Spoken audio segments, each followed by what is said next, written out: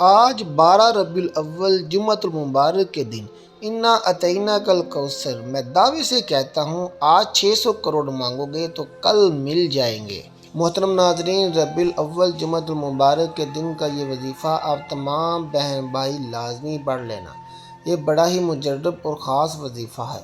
وہ میرے بھائی بہن جو چاہتے ہیں کہ غیبی دولت ان کو فوری طور پر مل جائے، جو چاہتے ہیں کہ غیبی طریقے سے ان کے جو معاملات ہیں وہ حل ہو جائیں، میرے بھائیوں میری بہنوں، اگر آج تک آپ کی بڑی سے بڑی پریشانی آج تک حل نہیں ہو پائی اور آپ چاہتے ہیں کہ یہ وظیفہ پڑھ کے آپ کے معاملات بہتر ہو جائیں، آپ کی پریشانیاں ختم ہو جائیں، آپ کو پیسہ آپ کی سوچ سے زیادہ مل جائے، تو جمعۃ المبارک والے دن یہ چھوٹا سا وظیفہ پڑھ کے اللہ پاک سے دعا مانگ لینا۔ اس وظیفے کو چاہو تو فجر، ظہر، عصر، مغرب، عشاء کسی بھی وقت کی نماز پڑھو تو ایک مرتبہ پڑھ لینا۔ کسی وقت کی بھی نماز کے بعد اگر چاہو تو چلتے پھرتے کسی بھی وقت پڑھ سکتے ہو۔ صرف اس وظیفے کو پڑھنے کے لیے دن کی پابندی ہے کہ جمعۃ المبارک کے دن پڑھنا ہے، جگہ کی اور آپ لوگوں کو وقت کی کوئی پابندی نہیں ہے۔ کسی بھی جگہ پر موجود ہوں 12 ربیع الاول والے دن اور کسی بھی وقت آپ لوگ جمعۃ المبارک کے دن یہ وظیفہ پڑھ سکتے ہو۔ آپ کو خاموشی سے چپ چاپ یہ وظیفہ پڑھنا شروع کر دینا ہے۔ وظیفہ جب شروع کرو تو کسی کو ذکر نہیں کرنا کہ آپ یہ وظیفہ پڑھنے لگے ہو، کسی کو بتانا نہیں کہ آپ یہ عمل کرنے لگے ہو۔ یہ عمل میرے بھائیوں میری بہنوں میرا اپنا آزمایا ہوا وظیفہ ہے۔ جمعۃ المبارک کے دن میں نے کئی مرتبہ اس وظیفے کو پڑھا ہے۔ اس وظیفے کو جب بھی میں نے پڑھا ہے اللہ پاک نے غیب سے دولت عطا کر دی ہے۔ غیبی طریقے سے اگر آپ لوگ کروڑ پتی بننا چاہتے ہو، غیبی طریقے سے آپ لوگ اپنے معاملات کو حل کرنا چاہتے ہو تو اس وظیفے کو پڑھنے سے پہلے اپنی حاجتوں کی نیت کر لینا، چاہے وہ ایک حاجت ہو چاہے وہ 100 حاجتیں ہوں۔ مثال کے طور پر آپ کو ذاتی مکان چاہیے ہو تو آپ لوگ یہ نیت کرنا کہ مجھے ذاتی مکان مل جائے، میں اس کے لیے وظیفہ پڑھ رہا ہوں یا پڑھ رہی ہوں۔ اگر آپ چاہتے ہو کہ آپ کو کوئی بڑی اماؤنٹ چاہیے تو آپ لوگوں کو کیا کرنا ہے کہ سب سے پہلے یہ نیت کرنی ہے کہ مثال کے طور پر آپ کو 10 لاکھ چاہیے کہ مجھے 10 لاکھ مل جائیں یا 20 لاکھ مل جائیں، میں اس کے لیے یہ وظیفہ پڑھ رہا ہوں یا پڑھ رہی ہوں۔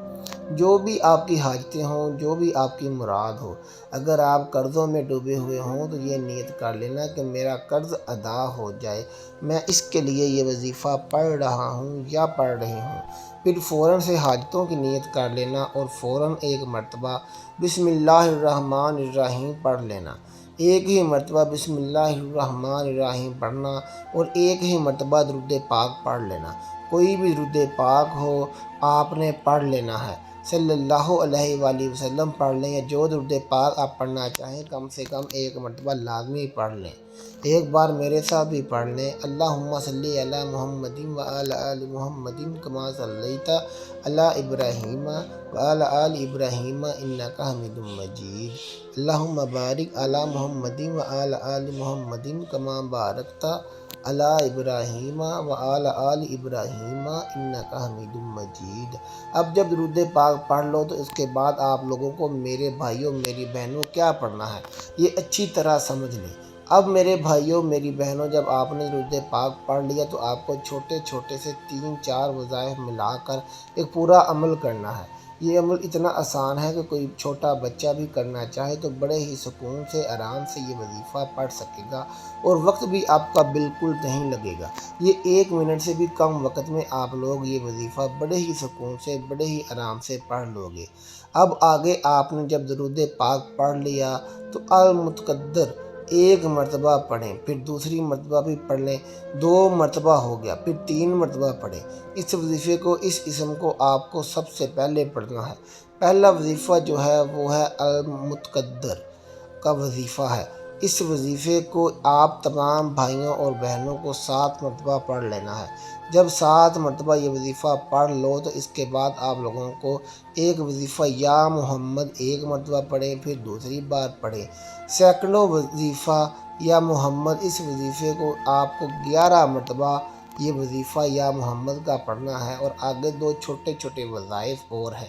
اس کے بعد یہ عمل مکمل ہو جائے گا۔ میرے بھائیوں میری بہنوں، آپ کو ویڈیو میں سمجھا رہا ہوں، تھوڑی ویڈیو لمبی ہو رہی ہے، لیکن میرے بھائیوں میری بہنوں، اگر آپ کو تفصیلی طور پر نہیں سمجھاؤں گا، نہیں بتاؤں گا، تو کچھ ایسے میرے بھائی بہن ہیں جو بالکل پڑھنا نہیں جانتے، جو بالکل بیچارے ان پڑھ ہیں، تو وہ لوگ بھی جس طرح سے میں تفصیلی ویڈیو بناتا ہوں تو خاص طور پر ان لوگوں کے بھی سمجھ آ جائے گی، تو وہ لوگ بھی آج کا وظیفہ 12 ربیع الاول والے دن جمعہ تک یہ لازمی پڑھ لیں۔ اب آپ لوگوں کو 2 وظائف پڑھنے ہیں۔ اس سے پہلے آپ لوگوں کو ایک مرتبہ بسم اللہ الرحمن الرحیم پڑھ لینا ہے۔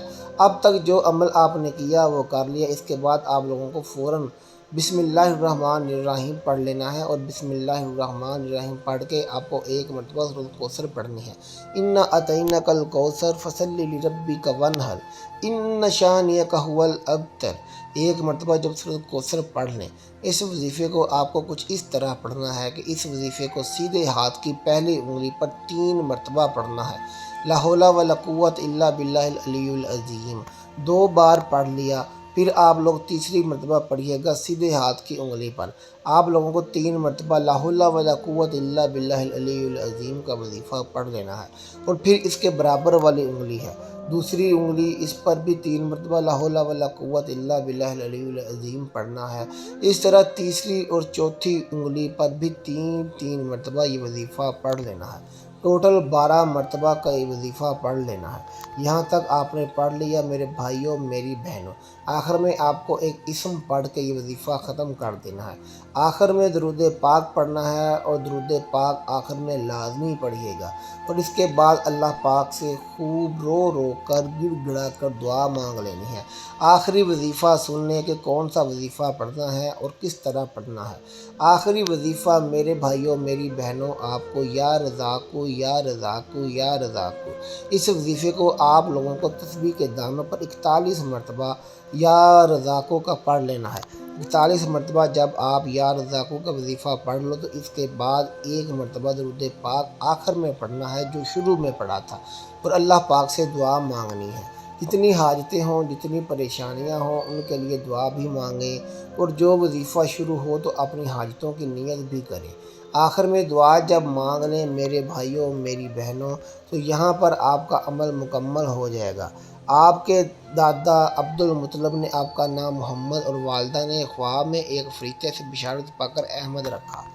آپ کی والدہ حضرت آمنہ نے آپ صلی اللہ علیہ وآلہ وسلم کو 3 تک اپنا دودھ پلایا۔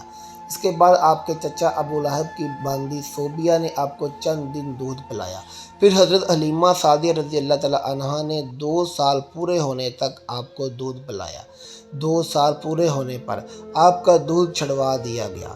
آپ صلی اللہ علیہ وآلہ وسلم کی عمر جب 6 سال تھی تو آپ کی والدہ کا بھی انتقال ہو گیا، اور جب آپ کی عمر 8 سال ہوئی تو آپ صلی اللہ علیہ وآلہ وسلم کے دادا عبدالمطلب بھی دنیا سے پردہ فرما گئے۔ 25 سال 2 ماہ کی عمر میں حضرت خدیجہ رضی اللہ تعالی عنہا سے آپ صلی اللہ علیہ وآلہ وسلم کا نکاح ہوا۔ حضرت خدیجہ رضی اللہ تعالی عنہا کے بطن سے آپ صلی اللہ علیہ وآلہ وسلم کے 2 بیٹے اور 4 بیٹیاں پیدا ہوئیں۔ آپ کی اولاد میں حضرت قاسم رضی اللہ تعالی عنہ کی پیدائش سب سے پہلے ہوئی۔ یہ پاؤں پر چلنا سیکھ رہے تھے کہ ان کی بھی وفات ہو گئی۔ دوسرے بیٹے حضرت عبداللہ رضی اللہ تعالی عنہ ہیں۔ ان کا لقب طیب و طاہر ہے۔ پیدائش کے کچھ عرصہ بعد ان کا بھی انتقال ہو گیا تھا۔ ان کی ولادت آپ صلی اللہ علیہ وآلہ وسلم کو نبوت ملنے کے بعد ہوئی۔ جب آپ کی عمر 30 سال ہوئی تو آپ صلی اللہ علیہ وآلہ وسلم کے ہاں آپ کی بڑی بیٹی حضرت زینب رضی اللہ تعالی عنہ کی پیدائش ہوئی۔ ان کا نکاح مکہ میں ہوا۔ ان کے خالہ زاد بھائی ابو العاص رضی اللہ تعالی عنہ سے حضرت خدیجہ رضی اللہ تعالی عنہ کے سامنے ہوا۔ جب آپ کی عمر 33 سال ہوئی تو آپ صلی اللہ علیہ وآلہ وسلم کی دوسری بیٹی حضرت رقیہ رضی اللہ تعالی عنہ کی پیدائش ہوئی، جن کا نکاح مکہ میں ہی حضرت عثمان رضی اللہ تعالی عنہ سے ہوا۔ آپ کی تیسری بیٹی حضرت ام کلثوم رضی اللہ تعالی عنہ ہیں۔ ان کا نکاح مدینے میں آپ صلی اللہ علیہ وآلہ وسلم نے حضرت رقیہ رضی اللہ تعالی عنہ کی وفات کے بعد 3 ہجری میں حضرت عثمان رضی اللہ تعالی عنہ سے کیا تھا۔ نبوت ملنے کے بعد جب آپ کی عمر 41 سال تھی تو آپ صلی اللہ علیہ وآلہ وسلم کی چوتھی صاحبزادی حضرت فاطمہ رضی اللہ تعالیٰ عنہ کی پیدائش ہوئی۔ ان کا نکاح مدینہ میں غزوہ بدر کے بعد ذوالحج 3 ہجری میں ہوا۔ آپ صلی اللہ علیہ وآلہ وسلم کے ایک تیسرے بیٹے حضرت ابراہیم رضی اللہ تعالیٰ عنہ ہیں جو حضرت ماریہ رضی اللہ تعالیٰ عنہ کے بطن سے مدینہ منورہ میں پیدا ہوئے اور 17 ماہ کی عمر پا کر 10 ہجری میں ان کی بھی وفات ہو گئی۔ تقریباً 33 برس کی عمر میں آپ صلی اللہ علیہ وآلہ وسلم پر غیبی اسرار کا ظہور شروع ہوا۔ 45 سال کی عمر میں آپ نے قبائل کے سب منتخب افراد کے ساتھ کعبہ کی اثر نو تعمیر کے دوران حجرہ اسود کی اپنے ہاتھوں سے تنصیب کی۔ قرآن و حدیث میں یہ مضمون بار بار مختلف اسلوب میں بیان کیا گیا ہے کہ دنیا و آخرت کی فلاح و کامیابی اللہ اور اس کے رسول صلی اللہ علیہ وآلہ وسلم کی اطاعت پر منحصر ہے۔ اللہ رب العزت کی اطاعت و فرما برداری ہی محبت رسول کی کسوٹی اور معیار ہے۔ اے رسول اللہ صلی اللہ علیہ وآلہ وسلم، مسلمانوں سے کہہ دیجئے اگر تم اللہ سے محبت کرتے ہو تو میری اتباع کرو۔ اس لیے ہم سب کے لیے یہ ایک لمحہ فکریہ ہے کہ اللہ تعالیٰ اور اس کے پاک رسول صلی اللہ علیہ وآلہ وسلم کی صریح مخالفت کرتے ہوئے یہ میلاد النبی اجلاس جلوس ہمیں فلاح و کامیابی کی جانب لے جا رہے ہیں یا دنیا و آخرت کی ناکامی اور خسارے کی جانب۔ ماہ ربیع الاول آتے ہی پوری دنیا کے مسلمان جوش و خروش سے آقا کریم صلی اللہ علیہ وآلہ وسلم کی خوشی میں میلاد مصطفیٰ کا اہتمام کرتے ہیں اور میلاد النبی صلی اللہ علیہ وآلہ وسلم کی خوشی مناتے ہیں۔ اس میں کوئی شک نہیں کہ رسول اللہ صلی اللہ علیہ وآلہ وسلم کا میلاد منانا جائز و مستحب ہے اور محبت رسول صلی اللہ علیہ وآلہ وسلم کی علالت ہے اور اس کی اصل قرآن و سنت سے ثابت ہے۔ دنیا بھر کے مسلمانوں کے لیے یہ عظیم خوشی کا دن ہے۔ اس دن محسن کائنات، آقا کائنات اور فخر موجود ذات حضور نبی کریم صلی اللہ علیہ وآلہ وسلم خاکدان گیتی پر جلوہ گر ہوئے۔ آپ صلی اللہ علیہ وآلہ وسلم کی بعثت اتنی عظیم نعمت ہے جس کا مقابلہ دنیا کی کوئی نعمت نہیں کر سکتی۔ آپ قاصر نعمت ہیں، ساری نعمتیں آپ صلی اللہ علیہ وآلہ وسلم کے صدقے میں ملتی ہیں، جیسا کہ حدیث پاک میں ہے، میں بانٹتا ہوں اور اللہ مجھے عطا کرتا ہے۔ اللہ ہم سب کا حامی و ناصر ہو۔ ناظرین کمنٹ باکس میں اللہ تعالیٰ کے 99 ناموں میں سے ایک نام ضرور ٹائپ کر دیں۔ ملتے ہیں آپ سے اپنی اگلی ویڈیو کے ساتھ۔ ویڈیو کو اپنے دوستوں اور رشتہ داروں میں ضرور شیئر کیجیے گا۔ اللہ حافظ۔